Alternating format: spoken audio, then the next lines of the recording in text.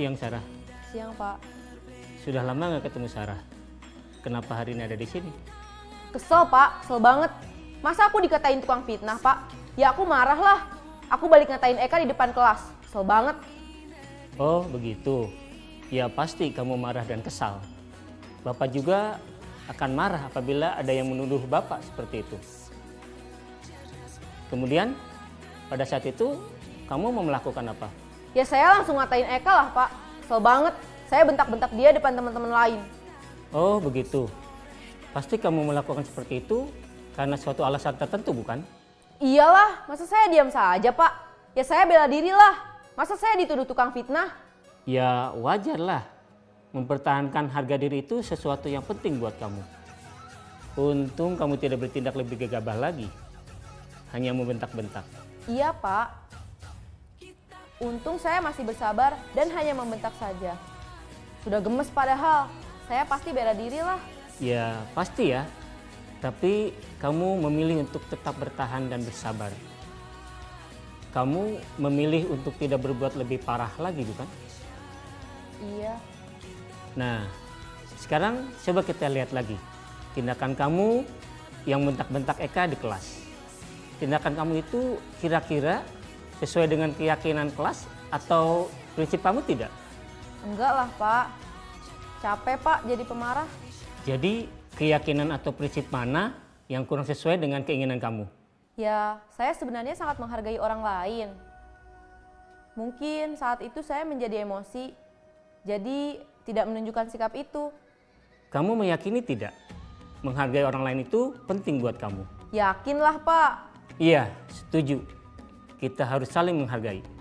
Namun, ada juga keyakinan yang kita sepakati yang perlu kita jalankan apabila kita sedang marah, bukan? Ya, saya bisa lebih proaktif, mulai dengan diri sendiri. Saya bisa jadi lebih bersabar, mengambil waktu jeda untuk berpikir mau apa selanjutnya. Kira-kira kamu bersedia memperbaiki masalah ini tidak? Bersedia, Pak. Kalau kamu memperbaiki masalah ini, kamu akan menjadi orang seperti apa? Saya akan menjadi orang yang bertanggung jawab kali ya, Pak. Dan senantiasa proaktif. Iya, menurut kamu bagaimana rasanya menjadi orang seperti itu? Ya nyaman lah, bangga bisa bersabar dan menahan diri. Baiklah kalau begitu. Yuk kita pikirkan bagaimana memperbaiki masalah ini.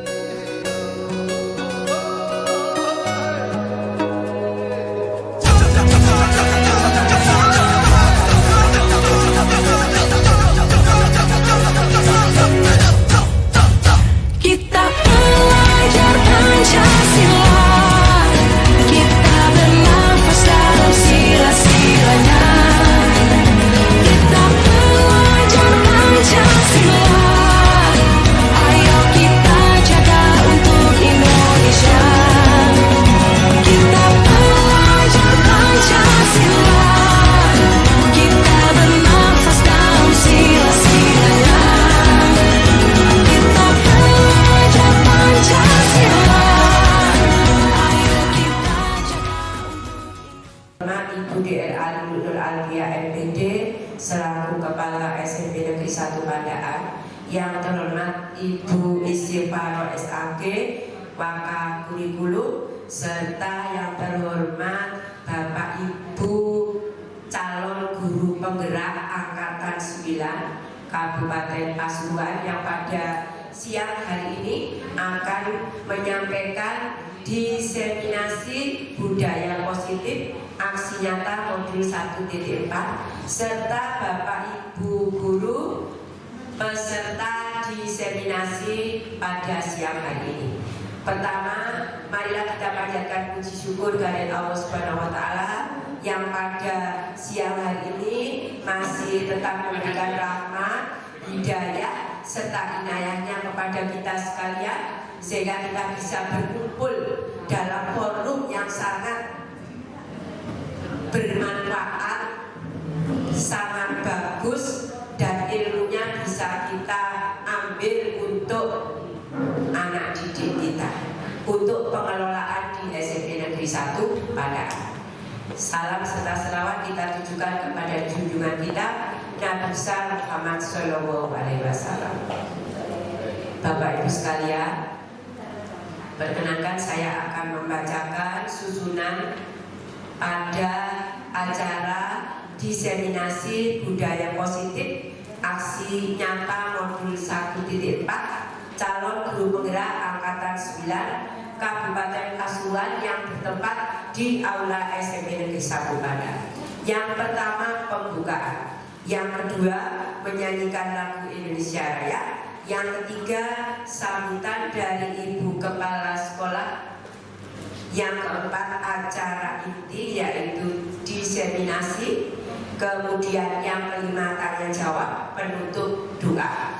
Untuk acara yang pertama yaitu pembukaan, marilah Bapak Ibu sebelum kita mulai, kita buka dengan bacaan basmalah bersama-sama agar acara ini diridhoi oleh Allah Subhanahu wa taala, bermanfaat bagi kita, lancar sampai akhirnya. Bismillahirrahmanirrahim. Yang kedua, menyanyikan lagu Indonesia Raya. Dimohon semua berdiri untuk menyanyikan lagu Indonesia Raya.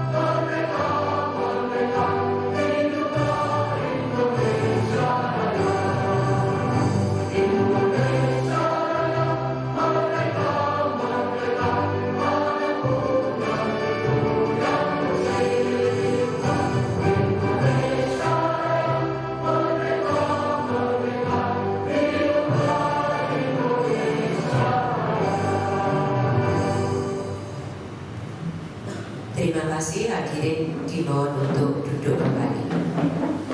Acara selanjutnya yaitu sambutan dari Ibu Kepala Sekolah. Sebelum Ibu Kepala Sekolah memberikan sambutan, baiklah saya bacakan dulu untuk calon guru penggerak pada siang hari ini yang akan mendiseminasikan tentang budaya positif. Yang pertama, Ibu Rene Triwayuni SPD dari SMP Negeri 1 Padaan. Mohon berdiri untuk Bu Rene.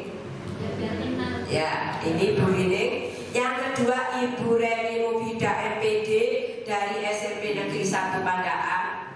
Yang ketiga, Ibu Rodiatul Istiana SPD SD dari SDN Jogosari 2 Padaan. Yang terakhir, Bapak Ahmad Rofiquddin SPD dari SDN Kebonwaris 1 Padaan. Beri tepuk tangan dulu kepada keempat Bapak Ibu guru calon penggerak angkatan 9. Mudah-mudahan bisa menular kepada Bapak Ibu guru di SMP Negeri 1 Padaan. Baiklah, waktu kepada Ibu Dr. Alulul Alfia MPD kami persilakan.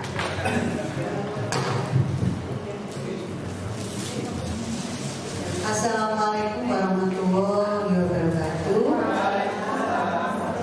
Yang terhormat Bapak Ibu baik dari SMP 1 Pandaan maupun dari SD di sekitar Pandaan. Yang terhormat Bapak Ibu guru SMP 1 Pandaan, anak-anakku tercinta yang mengikuti kegiatan diseminasi ini. Alhamdulillah pada siang ini kita masih diberi 5 sehat sehingga bisa mengikuti kegiatan ini. Salam salam selalu dan selalu kita panjatkan kepada junjungan Nabi besar Muhammad SAW. Semoga kita selalu dituntun olehnya. Bapak Ibu sekalian,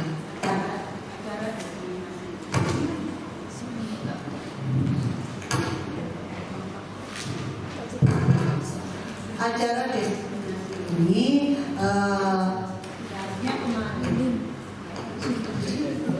biasa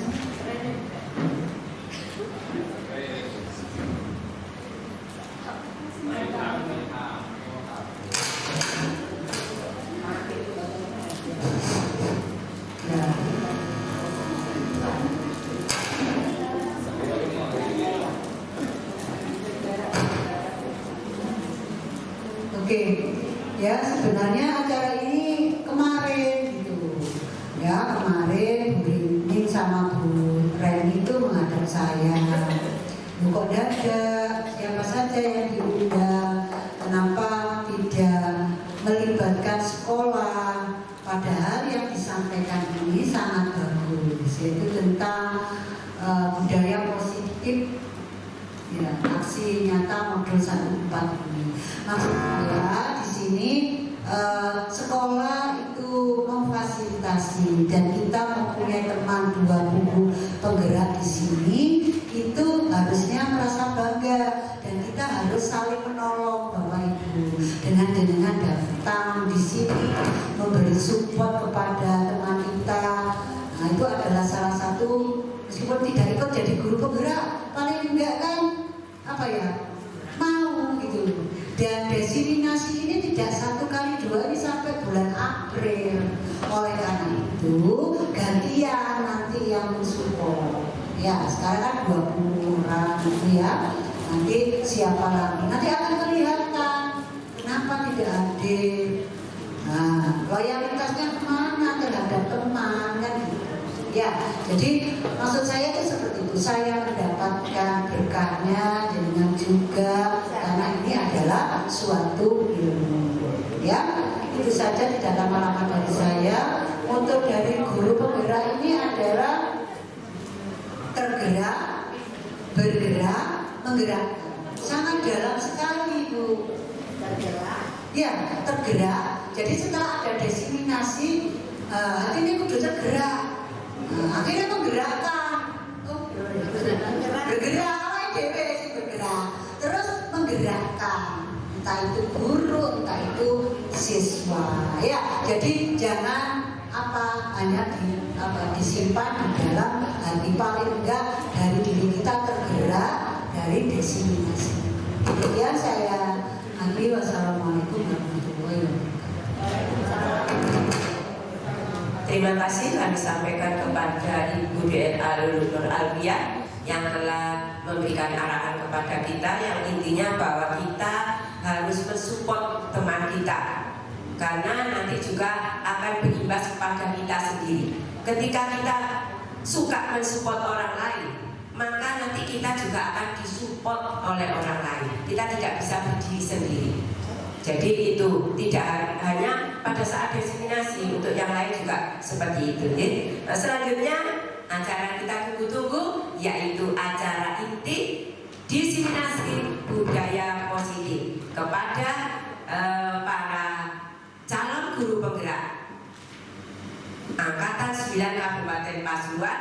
Kami persilakan kepada peserta, mohon bisa mengikuti dengan baik dan nanti pada saat tanya jawab bisa ditanyakan.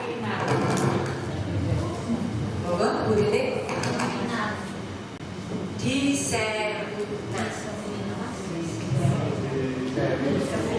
Betul.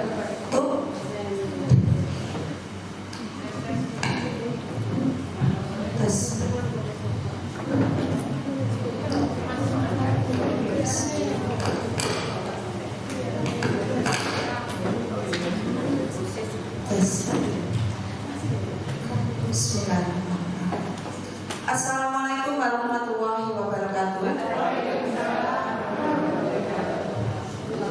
Terima kasih Bapak Ibu atas support dan dukungannya kepada kami yang merupakan ini adalah tugas kami Bapak Ibu. Jadi saya dan teman-teman sangat berterima kasih. Kami diberi tugas untuk mengimbaskan, untuk mendiseminasikan tentang apa materi yang sudah kami dapatkan di sana. Jadi ngapunten karena saya mengganggu waktu panjenengan, harusnya sekarang sudah mulai mempersiapkan diri untuk jam pulang, tapi panjenengan masih menyempatkan di sini. Baik Bapak Ibu, saya langsung saja tidak panjang lebar. Di sini saya akan menjelaskan tentang disiplin positif dan motivasi perilaku manusia. Apa itu disiplin positif? Nah, sebelum saya ke sana, kita akan dihadapkan pada beberapa pertanyaan atau option-option yang ada untuk membentuk disiplin positif pada diri siswa. Jadi kita sebagai seorang guru harus tahu bagaimana membentuk disiplin positif itu dan apa disiplin positif itu, sehingga memunculkan nilai-nilai kebajikan yang ada dalam diri siswa dan menumbuhkan budaya positif di lingkungan sekolah kita. Baik Bapak Ibu, yang pertama di sini ada ulasan apakah Anda setuju ataukah tidak setuju bila yang pertama pemberian hukuman dapat mendisiplinkan siswa. Nah, di sini Bapak Ibu, kita sering berpikir bahwa apakah kita dengan menghukum siswa itu berarti kita sudah mendisiplinkan siswa. Yang kedua, pikirkan ya, setuju ataukah tidak setuju ya saya ya. Nah, gitu. Yang kedua, pemberian hadiah meningkatkan prestasi siswa, di mana dengan kita memberikan hadiah, memberikan reward pada anak-anak, apakah ini malah meningkatkan prestasi ataukah ada hal-hal yang lain yang justru tumbuh dalam diri mereka. Yang ketiga, guru harus mampu memberikan solusi untuk semua permasalahan siswa. Nah, di sini apakah guru itu harus cerdas, harus selalu bisa memberikan solusi bagi permasalahan siswa? Itu yang kita juga harus tahu dalam diri kita. Apakah kita harus begitu? Nah, yang keempat, apakah guru bisa berperan sebagai teman bagi siswa? Itu pun kita juga harus memikirkan apakah sikap kita yang terbaik bagi anak-anak. Apakah saya menjadi teman mereka, ataukah saya ini hanya sebagai pemantau saja, ataukah saya sebagai manajer atau yang lainnya? Nanti jangan pikirkan dulu setuju dan tidak setujunya. Nanti setelah di akhir acara kegiatan ini, nanti Bapak Ibu akan betul-betul tahu jawabannya dari Bapak Ibu tadi itu apakah sudah sesuai dengan yang dinamakan budaya positif tadi. Oke, next. Untuk selanjutnya, kita sekarang ke positive mindset. Apa itu positive mindset? Yaitu pemikiran positif. Jadi dimanapun ketika kita masuk dalam dunia pendidikan, dalam wilayah sekolah, yang harus kita tumbuhkan di sini adalah positive mindset. Disinilah kita bisa mendukung, kita bisa menciptakan visi dari sekolah kita jika kita selalu berpikiran positif. Kenapa begitu Bapak Ibu? Karena berpikiran positif ini nanti akan memunculkan atau mewujudkan nilai-nilai dan keyakinan universal yang diterapkan di sekolah kita. Lanjutnya, Bu Reni. Nah, untuk ke arah sana ada beberapa konsep-konsep yang dapat menciptakan budaya positif ini, yaitu 6 hal yang akan kami bahas secara bergantian dengan rekan-rekan kami, yaitu yang pertama disiplin positif, yang kedua motivasi perilaku manusia yang nanti saya akan menjelaskan, kemudian keyakinan kelas atau keyakinan sekolah, kebutuhan dasar manusia, keyakinan kelas atau sekolah dan kebutuhan dasar manusia yang akan dijelaskan oleh Ibu Istiana, dan selanjutnya posisi kontrol seorang guru yang akan dijelaskan oleh Ibu Rani, dan segitiga restitusi oleh Bapak Rafiq. Selanjutnya, nah sebelumnya supaya Bapak Ibu tahu bagaimana apa yang dikatakan dengan disiplin positif tadi. Ini adalah sebuah permainan Bapak Ibu. Saya harapkan kita bisa bermain di sini. Monggo berdiri semuanya, tidak apa-apa. Berdiri semuanya. Silakan Bapak Ibu mencari teman partner untuk bermain. Dua. Durian dengan Pak Dedi tidak apa-apa, sah-sah aja bermain kok ya. Nah, dalam permainan ini Bapak Ibu ya, dalam permainan ini Bapak Ibu salah satu dari partner jenengan itu silakan pikirkan dan bayangkan sesuatu yang jenengan genggam, sesuatu yang berharga. Contohnya misalnya berharga apapun dalam diri jenengan yang berharga. Contohnya misalnya sampai punya emas, oh berarti di sini emas saya. Oh saya punya anak yang merupakan berharga bagi saya, berarti anak saya yang saya genggam. Nah, oh saya paling berharga istri saya. Bayangkan ini istri jenengan. Nah gitu ya, digenggam rapat-rapat, ya, digenggam rapat-rapat. Nah sekarang teman yang satunya membujuk jenengan yang punya barang berharga tadi, membujuk untuk ayo buka dong tangannya, apa sih yang di dalam situ? Ingin tahu, ingin memiliki. Nah coba, boleh merayu, boleh merengek-rengek, ya boleh dikit-dikit juga boleh ya, dikit-dikit biar terbuka.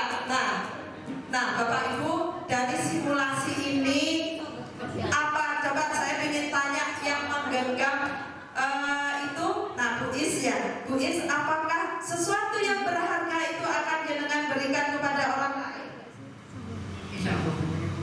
Insya Allah. Berarti itu tidak sangat-sangat berharga ya Bu ya? Sangat berharga kah? Oh sangat berharga. Tapi insya Allahnya tidak saya berikan gitu. Ya. Untuk selanjutnya coba Ibu Kepala Sekolah, Bu, punya sesuatu yang berharga? Itu tadi ya. Nah kira-kira mau diberikan ke Bu Sri kah? Tergantung. Nah ya, itu sudah jawaban ya. Monggo saya tuli duduk kembali. Nah di sini ini merupakan simulasi yang menggambarkan bahwa kita memiliki yang namanya kontrol diri. Iya, kita memiliki yang namanya kontrol diri. Bapak Ibu, ketika penjenengan menggenggam tangan itu tadi, karena jenengan memiliki sesuatu yang berharga ini tadi. Nah kira-kira jenengan mau membuka tangan, kemudian menggenggam erat, tidak memberikan, itu yang menggerakkan siapa? Diri kita sendiri atau bujukan teman kita? Iya, diri kita sendiri. Kita memiliki kontrol di dalam diri kita. Kita mau melakukan sesuatu adalah atas dasar kemauan kita sendiri. Nah, ini bentuknya simulasinya. Nah, disinilah Bapak Ibu yang akan saya arahkan penjenengan ke arah yang namanya disiplin positif, bahwa sesungguhnya kita semua memiliki yang namanya kontrol diri. Monggo dilanjut. Nah, kita lihat ini adalah pendapat dari Dr. William Glasser tentang paradigma perubahan teori kontrol. Yang pertama, kenapa dikatakan ilusi semua? Jadi ilusi itu pura-puranya, epok-epoknya. Nah gitu ya. Ilusi guru mengontrol murid, seolah-olah kita sebagai guru ini sudah mengontrol murid, padahal murid itu punya kontrol sendiri terhadap diri sendiri. Jadi apa yang dikatakan di sini, misalnya kita sudah membuat aturan, anak-anak kerjakan PR-nya ya, tetapi ada saja beberapa anak yang tidak mengerjakan PR. Nah itu adalah dorongan kontrol di dalam dirinya sendiri. Kemudian ilusi bahwa semua penguatan positif efektif dan bermanfaat. Jadi seolah-olah penguatan positif seperti reward, hadiah dan sebagainya itu efektif dan bermanfaat, bisa memotivasi siswa dan sebagainya. Justru motivasi itu nanti bisa bermacam-macam setelah penjenengan mempelajari nanti yang namanya motivasi perilaku manusia. Selanjutnya, ilusi bahwa kritik dan membuat orang merasa bersalah dapat menguatkan karakter. Justru disinilah nanti akan tumbuh. Ketika kita mengkritik seseorang, ketika kita mengkritik anak didik kita, di dalam diri mereka akan tersentuh dan memunculkan penguatan karakter. Saya jadi apa ya? Saya seperti apa ya? Nah, itu. Kemudian ilusi bahwa orang dewasa memiliki hak untuk memaksa. Terkadang kita menjadi seorang yang dewasa ini, itu muncul hal-hal yang seperti ini tanpa kita sadari. Ini adalah teori kontrol. Nah, seperti apa ini nanti paradigma perubahannya? Monggo selanjutnya. Saya nggak cepat saja ya.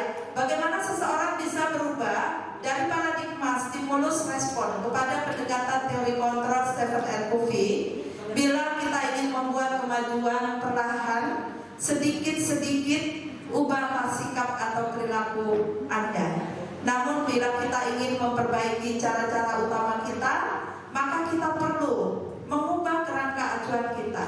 Ubahlah bagaimana Anda melihat dunia, bagaimana Anda berpikir tentang manusia. Ubahlah paradigma Anda, skema pemahaman dan penjelasan aspek-aspek tertentu tentang realitas. Jadi ini perubahannya dari stimulus respon ke arah teori kontrol. Kita lihat realitas kebutuhan kita sama, padahal realitas kebutuhan kita ini sebenarnya berbeda, tidak sama. Kemudian semua orang melihat yang sama, tidak setiap orang memiliki gambaran yang berbeda. Jadi sudut pandang mereka akan berbeda-beda, tidak bisa kita samakan. Kemudian kita mencoba mengubah orang agar berpandangan sama dengan kita. Nah, ternyata kita berusaha memahami pandangan orang lain tentang dunia. Perilaku buruk dilihat sebagai suatu kesalahan. Ternyata semua perilaku itu memiliki tujuan. Ya, kita dalam diri kita sendiri, jika kita memiliki perilaku apapun, pasti kita memikirkan ada tujuannya. Kemudian orang lain bisa mengontrol saya, oh tidak. Hanya Anda, hanya saya yang bisa mengontrol diri saya sendiri. Saya bisa mengontrol orang lain, oh tidak. Anda tidak bisa mengontrol orang lain, tapi orang itu sendiri yang mengontrol dirinya sendiri. Pemaksaan ada pada saat rujukan gagal, ternyata kolaborasilah dan konsensus menciptakan pilihan-pilihan baru. Selanjutnya, stimulus yang muncul, model berpikir menang kalah yang sekarang model berpikir menang-menang. Jadi kalau dulu ada yang salah, ada yang benar. Ya, kemudian ada yang menang, ada yang kalah. Yang sekarang tidak, menang-menang semuanya. Ya, tidak ada yang salah dan tidak ada yang benar, dan juga tidak ada yang menang dan tidak ada yang kalah. Semuanya sama. Itu paradigma yang sekarang. Selanjutnya Bu. Ya, nah Bapak Ibu, nilai-nilai kebajikan universal, namanya nilai-nilai. Apakah nilai-nilai yang muncul di sekolah ini nilai-nilainya bersifat negatif atau positif? Positif. Contohnya apa Ibu? Nilai-nilai. Pak, nilai-nilai itu apa? Yang muncul di dalam sekolah kita, yaitu ada nilai disiplin. Apalagi tanggung jawab, kemandirian dan sebagainya, banyak sekali. Itu semuanya nilai-nilainya pun masuk di dalam profil pelajar Pancasila. Yang kita kenal ada berapa dimensi? 6 dimensi. Ya, ini yang seperti terpampang di slide ini. Inilah nilai-nilai yang menjadi tujuan kita dalam dunia pendidikan ini. Di sekolah kita, masuk di dalam visi kita. Bagaimana kita mewujudkan visi kita jika kita tidak memiliki nilai-nilai budaya positif tadi? Ya, lanjutnya. Nah, pengertian disiplin positif itu adalah suatu pendekatan untuk menerapkan disiplin dari dalam diri anak tanpa hukuman dan hadiah. Disiplin positif perlu diterapkan baik dalam lingkungan keluarga maupun maupun lingkungan sekolah. Dengan menerapkan disiplin positif, diharapkan tindak kekerasan dapat dihindari. Ini Bapak Ibu, kenapa dinamakan budaya positif? Jadi kembali tadi kita ke positif mindset. Kita membentuk diri kita dulu sebagai seorang pendidik. Bagaimana kita bisa berpikir positif, bagaimana kita bisa mengibaratkan diri kita melalui ilusi-ilusi yang sudah dijelaskan tadi. Lanjutnya. Nah, inilah untuk menjawab beberapa pertanyaan, kita harus mengenal 3 motivasi perilaku manusia. Ada 3 motivasi perilaku manusia yang dikerjakan oleh mereka. Yang pertama, mereka memiliki tujuan. Jadi tadi setiap perilaku itu pasti ada tujuannya. Ternyata ada 3 tujuannya. 1, untuk menghindari ketidaknyamanan atau hukuman. Contohnya misalnya begini, ketika anak-anak masuk, dia datang tepat di jam atau kurang dari jam bel sekolah. Kemudian ada yang datang terlambat.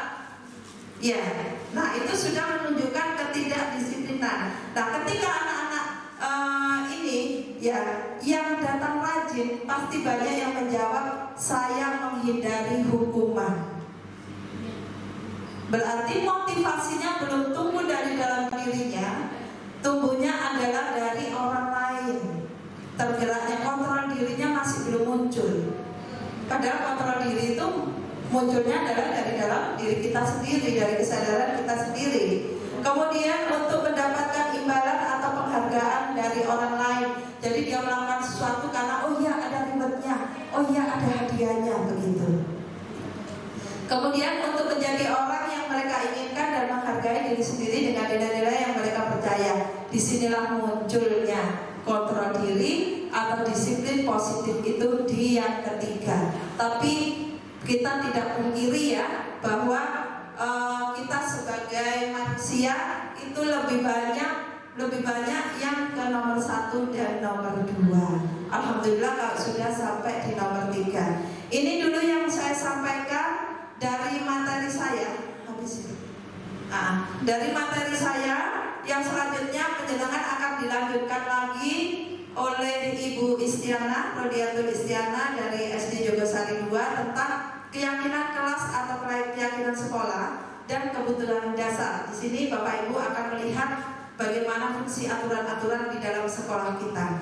Monggo, kami persilakan. Terima kasih. Wassalamualaikum warahmatullahi wabarakatuh.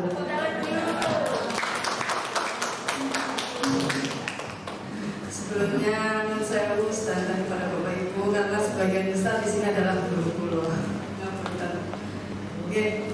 Materi selanjutnya setelah Bu Rining tadi menjelaskan tentang disiplin positif, saya meneruskan tentang keyakinan kelas atau sekolah dan kebutuhan dasar manusia.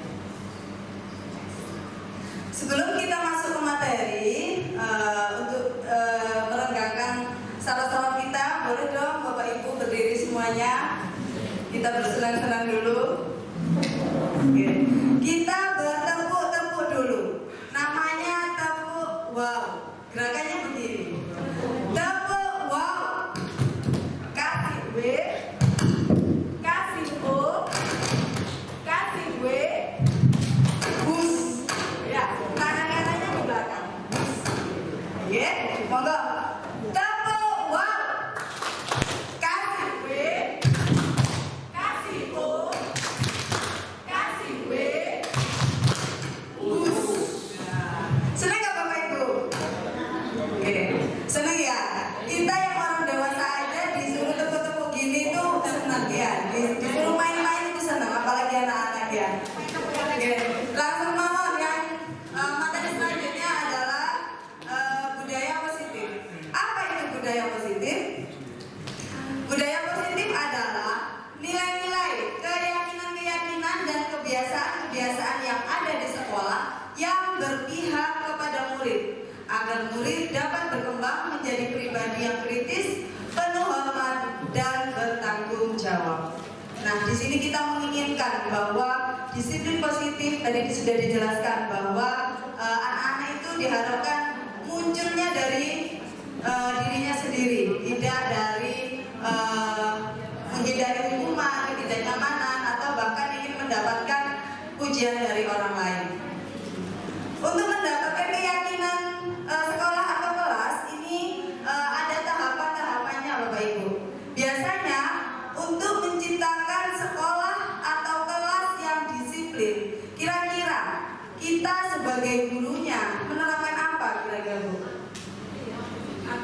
Aturan, betul, peraturan. Biasanya peraturan itu kalimatnya bagaimana? Berbentuk apa? Larangan yang negatif ya. Saya ingin Bapak Ibu menuliskan contoh larangan atau peraturan-peraturan yang ada di lembaga sini misalkan, boleh menjadi contoh. Saya minta satu aja contoh. Bapak Ibu bisa menuliskan satu peraturan dan nanti peraturan itu bisa diturunkan menjadi kalimat positif yang nantinya menjadi sebuah keyakinan kelas atau sekolah. Monggo satu aja sebagai contoh. Bu Istighfar, sampun. Monggo Ibu ke depan dibacakan, dibacakan lalu ditempel di kertas manila yang depan. Peraturan kelasnya apa? Oh, dilarang membawa HP.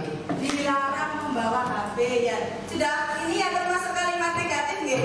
Ya, itu termasuk peraturan. Monggo Ibu ditempel. Nggih, ini sebagai contoh aja nggih. Nih, satu contoh peraturan yang dituliskan Ibu Istighfar adalah dilarang membawa HP. Nah, sudah jadi sebuah peraturan. Dari peraturan ini kita turunkan menjadi kalimat positif. Kira-kira menjadi kalimat positifnya bagaimana Bapak Ibu?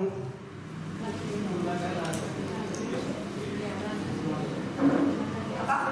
Oh iya, semuanya kalau dari Bapak Ibu yang tadi dikasih sticky note, boleh ditambahkan Bapak? Monggo. Ya Ibu. Monggo. Dibacakan mawon. Dilarang terlambat. Dilarang terlambat ya. Monggo. Sudah jadi peraturan, dua peraturan. Lagi. Oke, monggo Pak hukum mungkin. Iya. Monggo Pak ditempel. Peraturan kelas yang dibuat. Monggo Pak. Oke, dibacakan dulu apa peraturan? Tidak boleh berpacaran. Wah, tidak boleh murid. Murid ya? Oh iya. Murid.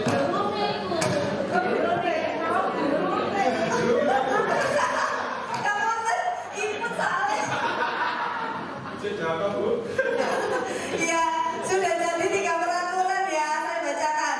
Tadi tidak boleh pacaran, dilarang terlambat, dilarang membawa HP. Semua kalimatnya negatif. Sekarang dari kalimat-kalimat negatif itu kita ubah menjadi kalimat positif. Contoh tadi tidak boleh terlambat, dilarang terlambat. Kalimat positifnya apa berarti Bapak Ibu? Betul, datang tepat waktu. Oh boleh, monggo dibantu saya. Nah, diubah menjadi kalimat positif. Oke. Kenapa diubah jadi kalimat positif? Biasanya kan kita mengafirmasi lingkungan sekitar kita. Kalau semuanya positif, alam bawah sadar kita ini ikut positif semua, Bapak Ibu ya. Oke. Setelah menjadi kalimat positif, maka ditarik lagi menjadi nilai-nilai kebajikan. Tadi di materi awal sudah dijelaskan tentang nilai-nilai kebajikan yang semuanya itu positif. Dari kalimat tidak boleh tepat waktu, berarti nilai kebajikannya apa Bapak Ibu? Betul, disiplin. Nah, sudah jadi nilai kebajikannya, yaitu disiplin. Dari nilai-nilai kebajikan ini bisa ditarik kesimpulan menjadi sebuah keyakinan sekolah atau keyakinan kelas. Yang tadi diharapkan keyakinan kelas ini bisa tumbuh dari dirinya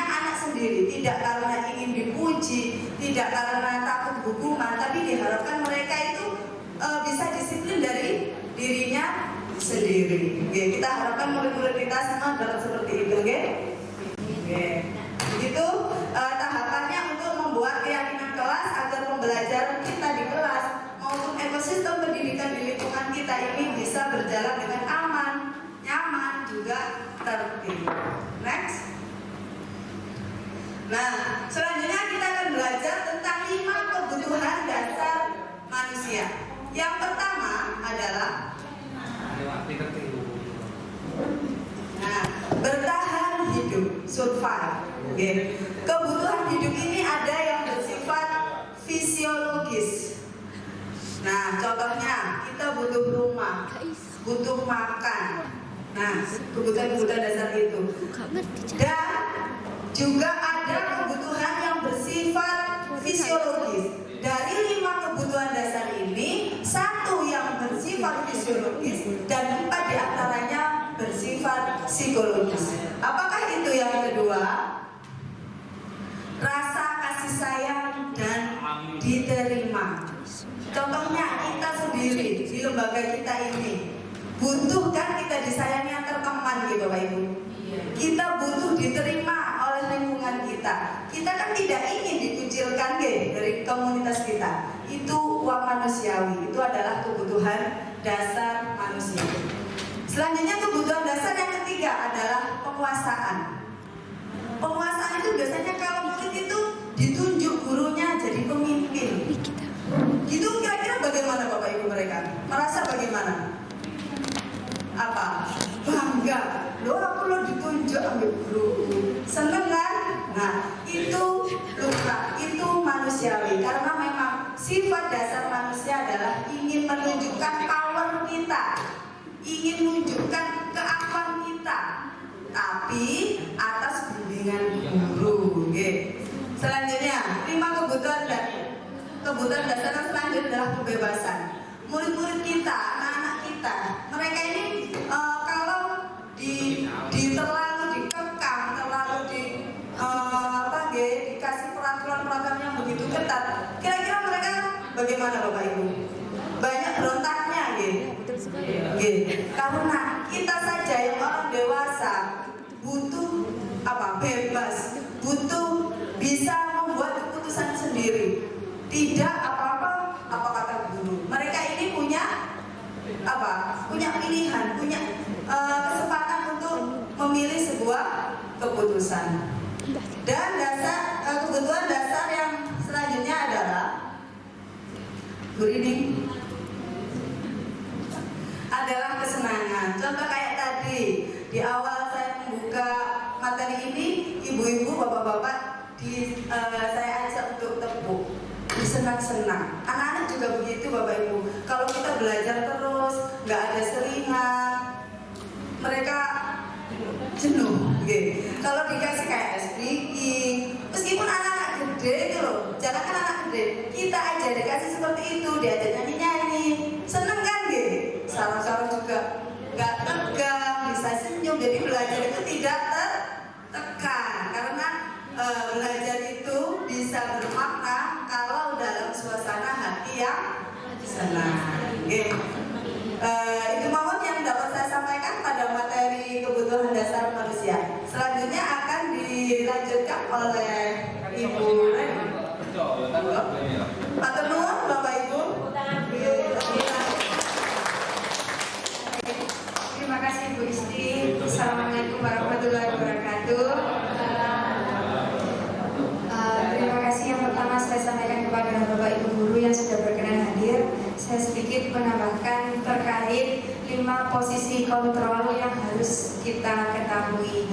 Mohon maaf sebelumnya, di sini tidak bermaksud untuk menggurui Bapak Ibu. Saya juga belajar dan ingin menyampaikan apa atau informasi apa yang sudah saya dapatkan selama di pendidikan guru penggerak. Baik Bapak Ibu, di slide pertama, guru seperti apa kita selama ini? Mungkin ada yang mau menyampaikan, Pak Hugo, biar tidak ngantuk, pendapat Pak Hugo. Seperti inilah, begitu ada Pak Hugo. Oh ya, pertanyaannya kepada anak-anak, gitu Pak. Tapi sebelum ke anak-anak, kita biasanya berintrospeksi diri atau bisa memperkirakan diri kita sendiri. Nah, mungkin dari Bu Eni. Bu Eni kalau merasa Bu Eni sampai saat ini, Bu Eni ini guru yang seperti apa? Menuntut kurang inovatif. Katanya Bu Eni Wawasan yang Kayak Bu Eni kurang berwawasan. Padahal Bu Eni sudah sudah tinggi sekali ya. Kalau Bu Eni pengalaman di tahun kemarin karena Bu Eni sebagai tata tertib. Nah, karena tadi budaya positif, disiplin positif berhubungan dengan aturan, berhubungan dengan tata tertib. Nah, kalau kira-kira Bu Eni selama mendampingi atau membina anak-anak, Bu Eni merasa sebagai apa, Bu? Iya. sebagai teman untuk diajak menyelesaikan bersama-sama permasalahannya. Bu Eni merasa sudah sebagai teman, kemudian sudah mengajak bersama-sama anak-anak untuk menyelesaikan permasalahan. Terima kasih, beri aplaus dulu buat Bu Eni. Dan sekarang tatip yang terbaru Bu Ratna.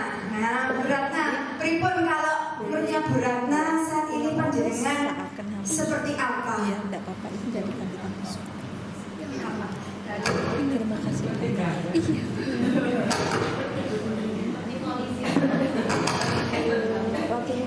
Di salah satu sekolah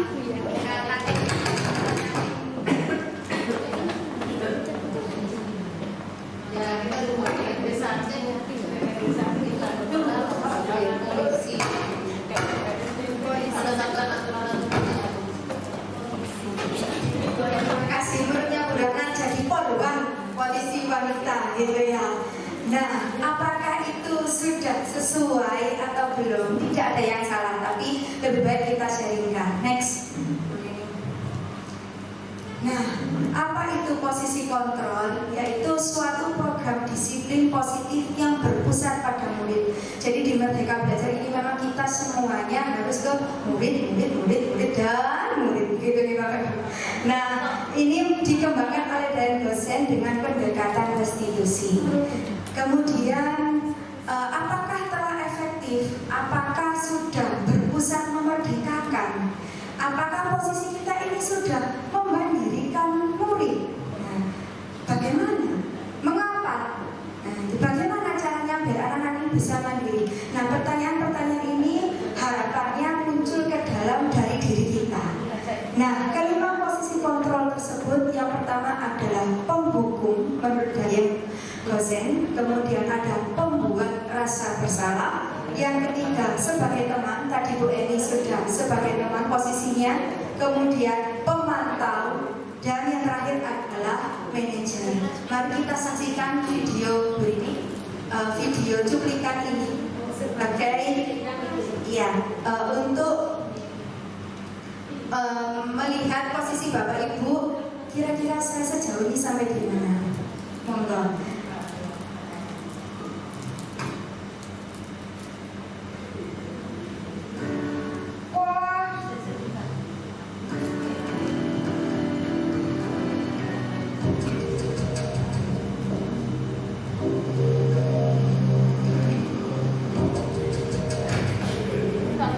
Ini gambaran Bu Cici. Sini kamu. Selalu terlambat. Kamu deh pasti terlambat. Maaf Bu, saya Apa coba? Alasan kamu apa lagi? Kapan sih kamu tidak terlambat? Malas sekali ya kamu jadi anak. saya Dasar pemalas. Gak kapok-kapok sih kamu. Sudah berapa kali terlambat? Sana, kamu keliling lapangan basket 2 kali. kenapa saya harus keliling lapangan basket Bu? Kenapa? Kamu kawan ibu berani-beraninya jawab. Sudah terlambat, masih berani jawab pula. Sekarang keliling lapangan basket 5 kali sekalian, biar kapok. Cepat, pergi sana ke lapangan basket.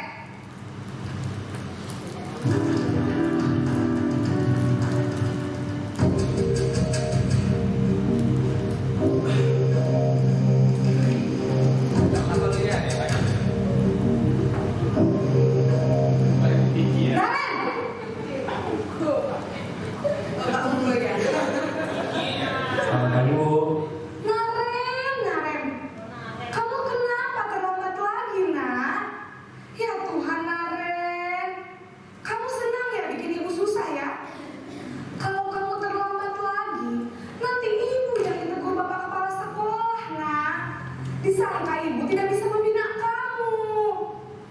Duh, gimana ini? Maaf Bu. Duh, Gusti Naren. Kamu suka ya kalau ibu ditegur bapak kepala sekolah? Terus, sekarang ibu harus tulis apa ini di buku absen? Ini kamu sudah sering terlambat loh. Ibu harus apa coba? Maaf Bu. Maaf sekali. Ya sudah, lain kali jangan bikin ibu susah lagi ya nak ya. Ibu tidak akan kuat lagi kalau kamu begini terus. Bisa jantungan kalau ibu tegur bapak kepala sekolah. Sana cepat ke kelas. Maaf ya Bu. Maaf sekali. Posisi pembuat rasa bersalah berbicara dengan nada tenang.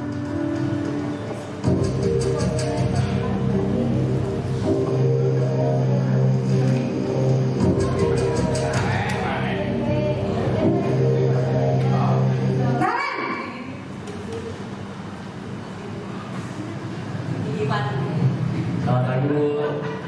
Wah, sudah jam berapa ini nak? Terlambat lagi ya sayang. Iya Bu. Habis ibu saya lupa bangunkan saya Bu. Kamu malah menyalahkan ibu kamu. Kamu bukannya anak yang larinya paling kencang.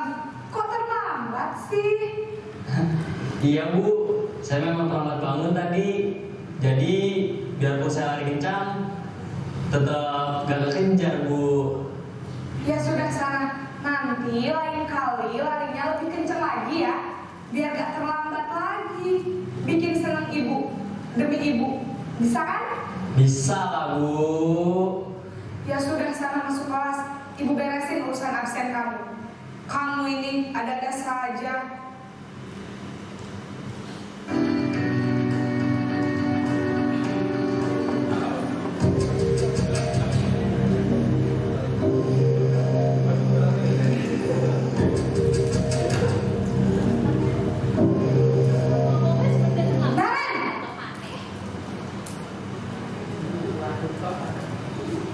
Selamat pagi Bu. Naren, apa peraturan sekolah kita tentang jam berapa kita harus masuk sekolah, nak?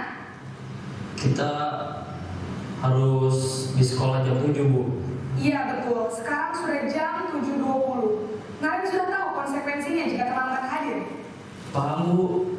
Saya harus tinggal kelas pas jam istirahat selama 20 menit. Iya benar, konsekuensinya demikian. Jadi nanti jam 9.30 pas istirahat, kamu harus tinggal di kelas, kerjakan tugas tambahan untuk ketertinggalan kamu, ya? Baik Bu.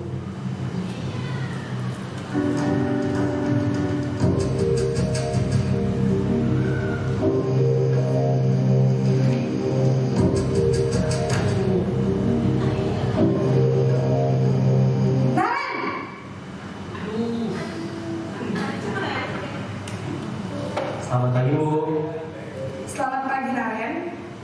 Maaf Bu, saya terlambat. Iya, sekolah masuknya jam 7, sekarang sudah jam 7.20. Jadi sekarang bagaimana ini Naren? Maaf Bu, saya lupa setel alarm saya semalam. Baiklah, menurut kamu, keyakinan sekolah yang mana yang perlu kamu tingkatkan? Menghargai diri sendiri dan orang lain mungkin ya Bu. Setuju. Jadi, apakah Naren meyakini prinsip saling menghormati tersebut? Iya Bu, saya meyakininya. Apakah Naren bersedia memperbaiki masalah keterlambatan ini? Bersedia Bu. Bagaimana kamu akan perbaiki masalah keterlambatan ini? Saya akan coba untuk tidak lupa menyetel alarm saya Bu.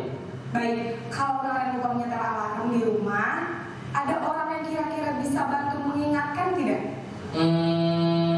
Ada Bu, kakak saya, Kak Emma. Ada lagi selain Kak Emma?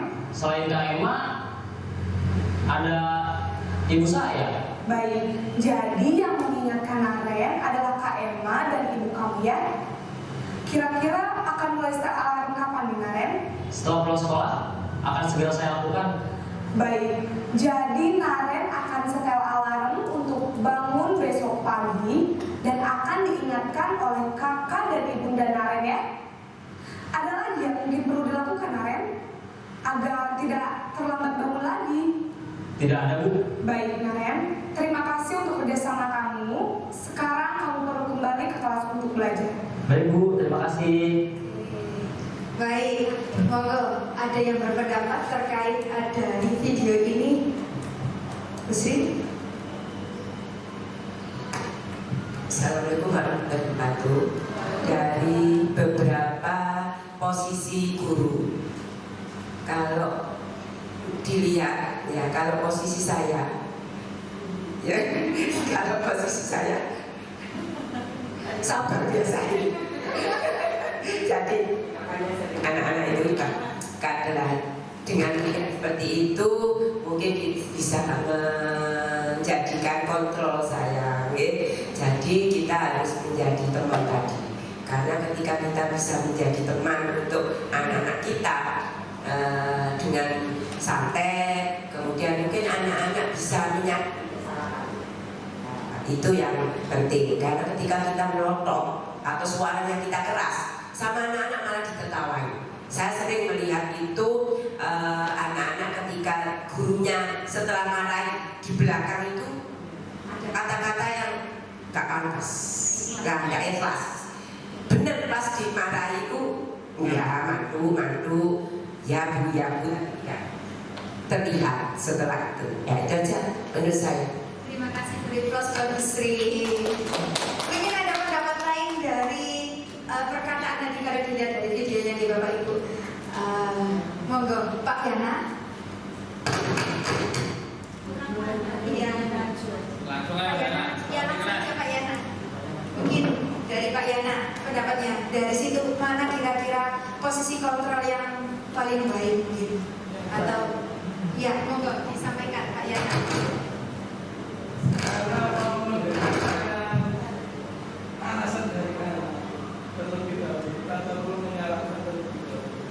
Mendengarkan alasan dari anak dengan mendengarkan terlebih dahulu. Betul sekali. Tadi juga dibahas dari ini bahwa setiap tindakan pasti ada alasannya. Nah, jadi dari tadi ada 5 posisi kontrol. Dari situ Bapak Ibu bisa introspeksi dan saya pun bisa introspeksi. Kadang ketika berbicara keras itu langsung teringat, oh gak boleh, sebaiknya tidak jadi penghukum gitu. Kalau Pak Didi mungkin ada tanggapan dari video itu tadi? Kalau saya berbicara macam-macam, kadang jadi penghukum, kadang kita juga jadi teman, kita juga menjadi beri aplaus dulu buat Bapak Ibu guru semua yang di sini, betul sekali dilihat mungkin dari kebutuhannya. Nah, Pak Hugo? Ya betul Pak, jadi kita pandai-pandai mengkombinasikan. Marah satu sebetulnya anak tidak sakit hati. Ya. Teknik aja itu. Ya betul, terima kasih. Marah satu sebetulnya anak ya baik. Oke, baik. Terima kasih tadi terkait 5 posisi kontrol. Ya. Oke, ini langsung aja beberapa kalimat intinya menyatakan yang membedakan. Ini dari video sebenarnya sudah jelas bagaimana kata-kata yang terucap di posisi penghukum, bagaimana sampai ketika di posisi manajer. Itu saja yang bisa saya sampaikan di 5 posisi kontrol ini. Terima kasih. Untuk lebih cepatnya langsung aja next terakhir Pak Raufik dipersilahkan. Terima kasih Bapak Ibu.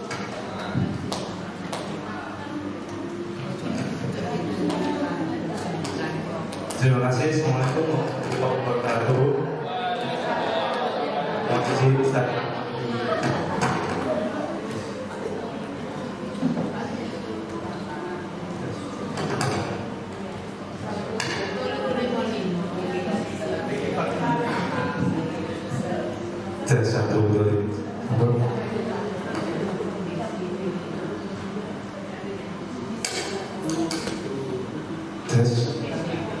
Saya lagi.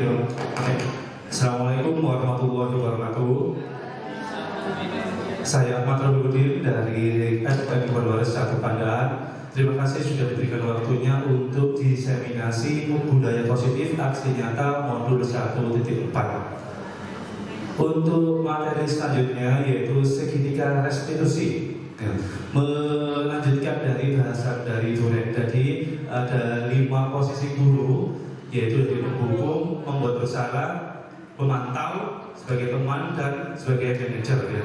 Menurut saya yang tepat adalah yang menjadi manajer, karena bisa menjadi semuanya bisa menjadi wadah dari 4 posisi tadi, yaitu di posisi manajer.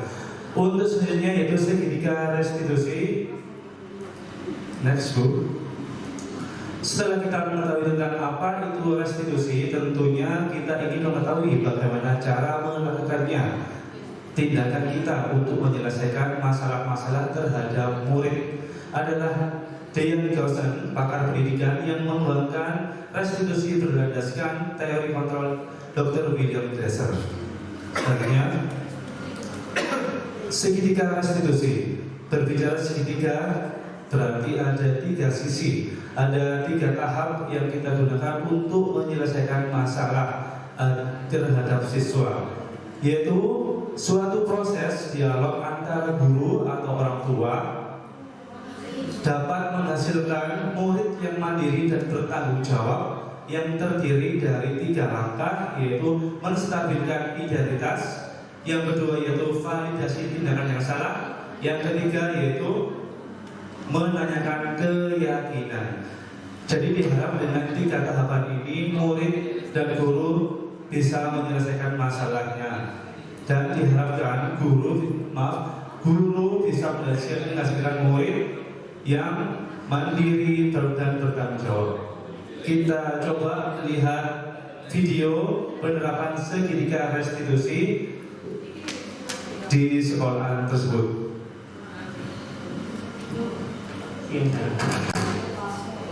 Sudah lama nggak berusaha? Kenapa hari ini? Kesel Pak, kesel banget.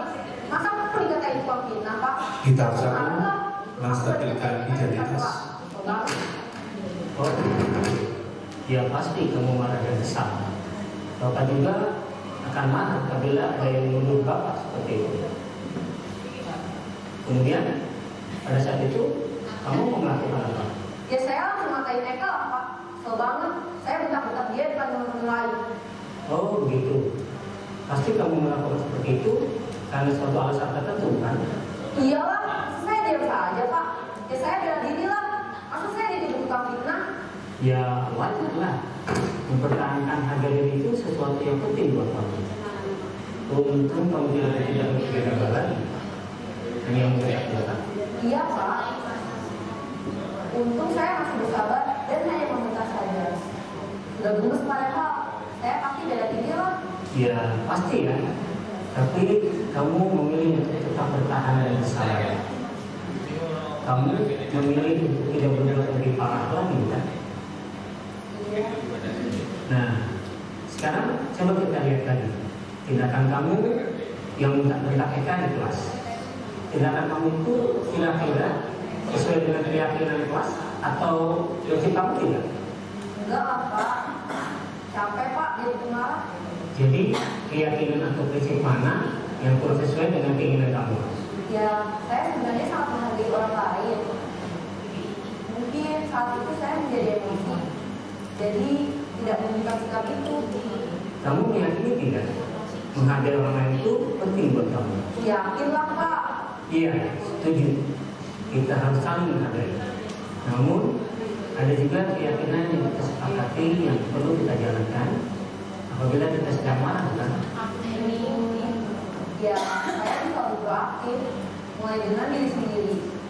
Saya bisa jadi lebih bersabar, mengambil keputusan untuk berpikir mau apa selanjutnya.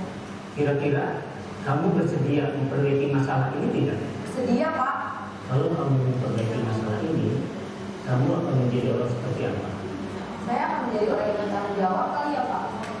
Dan senantiasa proaktif. Iya. Menurut kamu, bagaimana rasanya menjadi orang seperti itu? Ya nyaman lah, bangga, bersabar dan kesakitan. Baiklah kalau begitu. Yuk kita pikirkan bagaimana memperbaiki masalah ini. Ya itu tadi contoh penerapan segitiga restitusi. Jadi menggunakan 3 tahap, yaitu menstabilkan identitas. Yang kedua yaitu kita validasi tindakan yang salah, dan yang ketiga yaitu menanyakan keyakinan. Jadi nggak langsung kita salahkan anak tersebut. Jadi kita melewati 3 tahap tersebut untuk mengetahui siapa yang salah, siapa yang benar, dan menyelesaikan masalahnya. Next.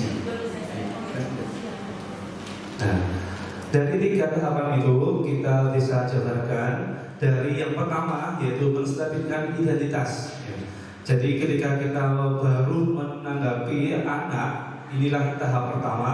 Tahap pertama ini bertujuan untuk membantu anak mengubah dirinya dari yang salah menjadi sukses. Berdasarkan prinsip membuat kesalahan adalah bagian proses pembelajaran. Hal ini berarti menciptakan situasi yang membantu anak merasa aman, diterima, dan memiliki nilai. Jadi kita stabilkan dulu identitasnya anak tersebut, tidak langsung kita salahkan. Seperti dengan kalimat-kalimat seperti ini, berbuat salah itu hal yang manusiawi. Tidak ada manusia yang sempurna, Bapak Ibu juga pernah salah. Jadi ketika berarti salah itu lumrah ya. Jadi anak itu merasa merasa aman, diterima, dan jadi kesalahannya tersebut. Jadi tidak menjadi terpojokkan gitu ya. Bisa juga jadi kita pasti bisa menyelesaikan permasalahan ini. Bapak Ibu tidak tertarik untuk mencari siapa yang salah, siapa yang benar, siapa yang salah, siapa yang benar. Bapak Ibu lebih tertarik untuk menyelesaikan masalah. Yang selanjutnya itu kalimatnya, kalau kamu menyalahkan dirimu sendiri terus-menerus, apakah kamu bersikap baik pada dirimu sendiri? Dan dari tahap ini kita bisa memfasilitasi anak tersebut agar bisa merasa aman, diterima, dan memiliki nilai dari kesalahan tersebut. Setelah itu kita validasi tindakan yang salah.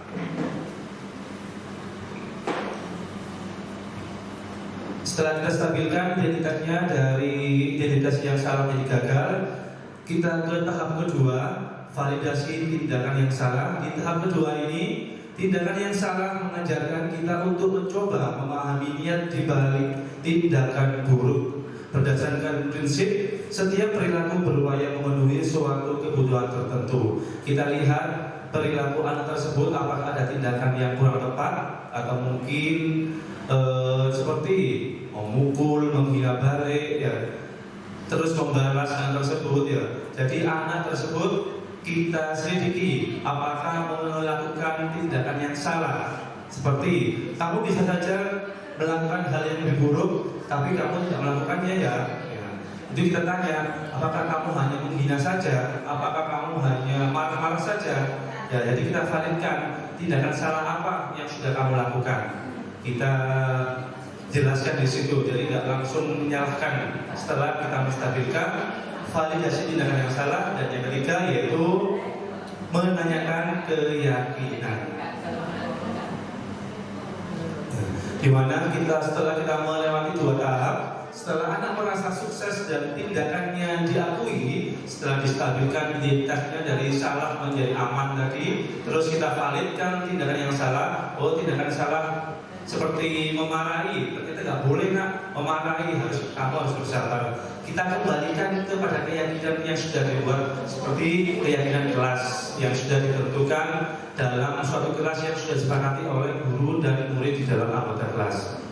Setelah anak merasa sukses dan tindakannya diakui, langkah terakhir adalah bertanya apa yang dia percaya dan ingin jadi apa. Ini adalah langkah kritis dalam membantu anak merenungkan tindakannya, serta membantu mereka memahami bagaimana tindakan tersebut dapat lebih baik dilakukan di masa depan. Berdasarkan prinsip teori kontrol, bahwa pada dasarnya kita termotivasi secara intrinsik. Jadi akan muncul motivasi secara dalam, secara intrinsik setelah kita menanyakan keyakinan. Dulu saya membuat keyakinan keras harus menghargai teman, saya harus lebih bersabar. Gitu gitu.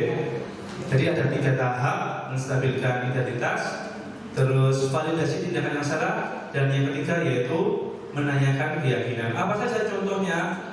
apa nilainya kita percaya di dalam kelas sekolah, kita tanyai anak tersebut agar dia bisa flashback, bisa mengenal, mungkin dia lupa atau hilaf ya.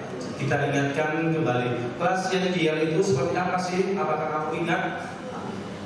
Kamu ingin jadi anak seperti apa? Ya, kita bangkitkan motivasi dari dalamnya, gitu. Jadi ada 3 tahap untuk menyelesaikan masalah.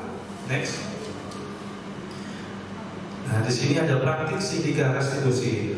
Jadi ini ada sedikit cerita, ada kasus yang ada seorang anak yang bernama Amira yang sedang menangis di kelas karena diejek Ali. Karena Amira ini nilainya 60, Ali mengejek karena nilainya 90. Seorang guru menanyakan kepada Amira, kenapa kamu nangis? Karena saya diejek oleh Ali. Dan lama kemudian seorang guru tadi mencari kepada Ali. Kenapa Ali kamu membuat menangis Amira tersebut ya? Ternyata dia mengejek Amira karena nilai Amira lebih rendah yaitu 60. Dan di sini kita bisa ambil contoh, kita bisa menggunakan kalimat-kalimat dalam 3 tahap yaitu menstabilkan identitas, dan yang kedua yaitu validasi tindakan yang salah, dan yang ketiga yaitu menanyakan keyakinan. Jadi 3 tahap itu kita harapkan bisa menyelesaikan masalah dari Ali dan Amira tersebut. Mungkin ada yang bisa menyampaikan pendapatnya dari 3 tahap tersebut. Kalimat apa yang bisa diutarakan guru dari tahap pertama? Dari yang pertama yaitu menstabilkan identitas. Mungkin ada yang bisa memberikan pendapatnya, atau bisa saya langsung aja ya. Next. Nah, ini contoh kalimat yang bisa diungkapkan guru tersebut. Menstabilkan identitas. Berbuat salah itu tidak apa-apa. Kita stabilkan identitasnya Ali tersebut ya. Tidak ada manusia yang sempurna. Saya ingin mencari solusi dari permasalahan ini. Kita stabilkan jadi identitas yang salah menjadi identitas yang sukses.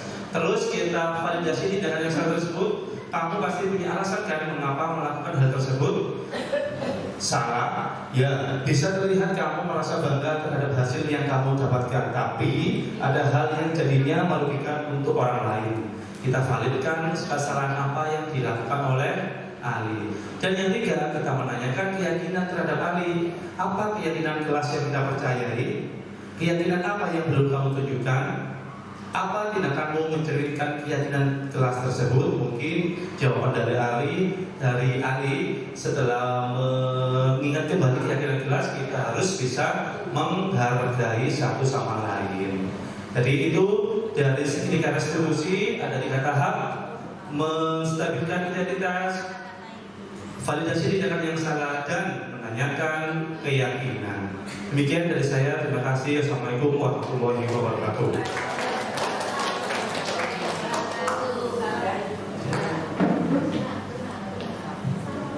Terima kasih. Akhirnya acara inti paparan dari keempat calon guru penggerak kita sudah lalui. Banyak sekali manfaat yang kita bisa ambil sebagai guru, terutama guru yang sudah tua-tua seperti saya. Jadi ternyata ilmunya sekarang tambah luar biasa. Yang dulu mungkin kita tidak. Jadi itu kita bisa mendapatkan dari guru-guru muda yang nanti menggerakkan kita. Jadi kita harapkan dengan adanya guru penggerak di sekolah kita, maka kita bisa bergerak dan kita juga bisa menggerakkan orang lain ya. Jadi itu yang bisa saya sampaikan. Acara selanjutnya tanya jawab. Saya kira semua sudah bisa ya, nggak ada tanya jawab ya. Salam guru penggerak, bergerak, bergerak, menggerakkan. Terima kasih.